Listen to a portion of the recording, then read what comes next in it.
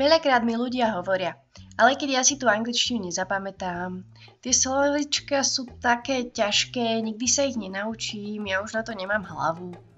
No mohlo by sa zdať, že problémy s pamäťou majú študenti starší ako 70 rokov, avšak hovoria by to aj študenti pod 70 rokov, aj pod 50, dokonca aj pod 35. Áno, aj študenti po 20 rokov. A určite si už videl aj dieťa, ktoré má problém zapamätať si nejaké slovíčka z angličtiny. Z toho ale vyplýva, že vek tom asi nebude hrať dôležitú rolu však. Poďme sa pozrieť na slová, ktoré si pamätáš dobre. Čo takto slovenské slová? Ak by si nepamätal slovenské slová, nebol by si schopný komunikovať v slovenčine, čo znamená ani čítať či počúvať.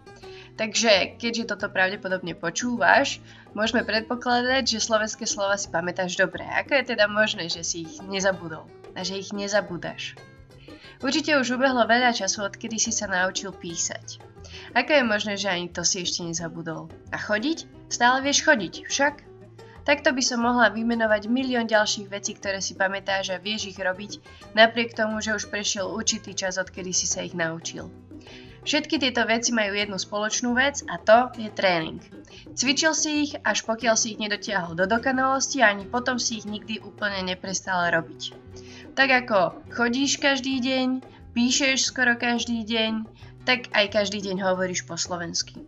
Používaš slová, ktoré vieš vďaka svojmu tomu tréningu vynikajúco, vieš ich skvele používať a vďaka svojmu neustálemu tréningu ich ani nikdy nezabudneš. Je to také jednoduché.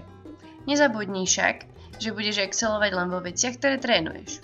Keď teda trénuješ čítanie o gramatike, budeš dobrý v čítaní o gramatike. Ak chceš hovoriť anglicky, musíš trénovať hovorenie. Takže veľa šťastia!